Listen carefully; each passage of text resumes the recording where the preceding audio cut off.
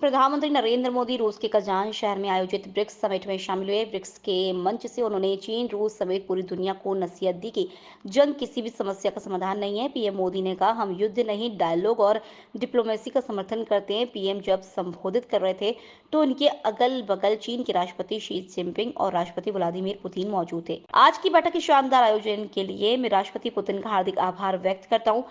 मुझे बहुत खुशी है कि आज हम पहली बार एक्सटेंडेड ब्रिक्स फैमिली के रूप में मिले रहे हैं। ब्रिक्स परिवार से जुड़े सभी नए सदस्यों और साथियों का मैं हार्दिक स्वागत करता हूं। पिछले एक वर्ष में रूस की सफल अध्यक्षता के लिए मैं राष्ट्रपति पुतिन का अभिनंदन करता हूं। मानवता और लगभग 30% अर्थव्यवस्था का प्रतिनिधित्व करता है। पिछले लगभग 2 दशकों में ब्रिक्स ने अनेक उपलब्धियां हासिल की हैं। मुझे विश्वास है कि आने वाले समय में यह संगठन वैश्विक चुनौतियों का सामना करने के लिए और अधिक प्रभावी माध्यम बनकर के उभरेगा। फ्रेंड्स, मैं न्यू डेवलपमेंट बैंक के अध्यक्ष हर एक्सेलेंसी दिल्मा रूसेफ का अभिनंदन करता हूं। पिछले 10 वर्षों में यह बैंक ग्लोबल साउथ के देशों के विकास के लिए महत्वपूर्ण विकल्प के रूप में उभर रहा है। भारत के गिफ्ट सिटी के साथ साथ अफ्रीका तथा रूस में रीजनल सेंटर्स के खुलने से इस बैंक की गतिविधियों को बल मिला है और लगभग $35 बिलियन के डेवलपमेंट प्रोजेक्ट्स सैंक्शन किए गए हैं। एनडीबी को डिमांड ड्रिवन सिद्धांत पर काम करते रहना चाहिए और बैंक का विस्तार करते हुए long term financial sustainability, healthy credit rating और मार्केट एक्सेस सुनिश्चित करने पर प्राथमिकता रहनी चाहिए। फ्रेंड्स, नए स्वरूप में ब्रिक्स $30 ट्रिलियन से भी ज्यादा बड़ी इकोनॉमी है। हमारे आर्थिक सहयोग को बढ़ाने में ब्रिक्स बिजनेस काउंसिल और ब्रिक्स विमेन बिजनेस अलायंस की विशेष भूमिका रही है। इस वर्ष ब्रिक्स के अंदर WTO reforms, trade facilitation in agriculture, resilient supply chains, e-commerce और स्पेशल इकोनॉमिक जोन को लेकर जो सहमति बनी है उससे हमारे आर्थिक सहयोग को बल मिलेगा। इन सब पहलों के बीच हमें स्मॉल और मीडियम स्केल इंडस्ट्री के हितों पर भी फोकस करना चाहिए। मुझे खुशी है कि 2021 में भारत की अध्यक्षता के दौरान प्रस्तावित ब्रिक्स स्टार्टअप फोरम इस वर्ष लॉन्च किया जाएगा।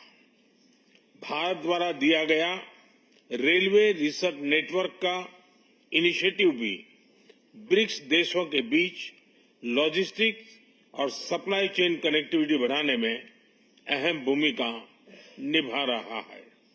इस साल ब्रिक्स देशों में यूनिडो के साथ मिलकर इंडस्ट्री 4.0 के लिए स्किल्ड वर्कफोर्स तैयार करने पर बनी सहमति बहुत ही महत्वपूर्ण है। 2022 में लॉन्च किया गया ब्रिक्स वैक्सीन R&D सेंटर सभी देशों की स्वास्थ्य सुरक्षा बढ़ाने में मदद कर रहा है। हमें डिजिटल हेल्थ में भारत का सफल अनुभव ब्रिक्स पार्टनर्स के साथ साझा करने में खुशी होगी। फ्रेंड्स, क्लाइमेट चेंज हमारी साझी प्राथमिकता का विषय रहा है। रूस की अध्यक्षता में BRICS open carbon market partnership के लिए बनी सहमति का स्वागत करता है। भारत में भी green growth, climate resilient infrastructure और ग्रीन ट्रांजिशन पर विशेष रूप से बल दिया जा रहा है। International solar alliance, coalition for disaster resilient infrastructure, mission life यानी लाइफस्टाइल फॉर एनवायरमेंट, एक पेड़ मां के नाम जैसे इनिशिएटिव लिए गए हैं। पिछले वर्ष COP28 के दौरान हमने ग्रीन क्रेडिट जैसे महत्वपूर्ण पहल की शुरुआत की। मैं ब्रिक्स पार्टनर्स को इन इनिशिएटिव से जुड़ने के लिए आमंत्रित करता हूं। ब्रिक्स के सभी देशों में इंफ्रास्ट्रक्चर के निर्माण पर विशेष रूप से बल दिया जा रहा है। भारत में मल्टी मॉडल कनेक्टिविटी को तेजी से बढ़ाने के लिए हमने गति शक्ति पोर्टल बनाया है। इससे इंफ्रास्ट्रक्चर विकास के लिए इंटीग्रेटेड प्लानिंग और इम्प्लीमेंटेशन में मदद मिली है और लॉजिस्टिक कॉस्ट कम हुई है। हमारे अनुभव आप सभी के साथ साझा करने में हमें खुशी होगी। फ्रेंड्स, ब्रिक्स देशों के बीच फाइनेंशियल इंटीग्रेशन बढ़ाने के लिए प्रयासों का हम स्वागत करते हैं। लोकल करेंसीज में व्यापार और सुगम रूप से क्रॉस बॉर्डर पेमेंट से हमारा आर्थिक सहयोग सुदृढ़ होगा। भारत द्वारा बनाया गया यूनिफाइड पेमेंट्स इंटरफेस यानी यूपीआई भारत की एक बहुत बड़ी सक्सेस स्टोरी है। इसे कई देशों में अपनाया गया है। पिछले वर्ष हिज हाइनेस शेख मोहम्मद के साथ मिलकर हमने इसे यूएई में भी लॉन्च किया। अन्य ब्रिक्स देशों के साथ भी इसमें सहयोग किया जा सकता है। फ्रेंड्स, भारत ब्रिक्स के अंतर्गत सहयोग बढ़ाने के लिए पूरी तरह से प्रतिबद्ध है।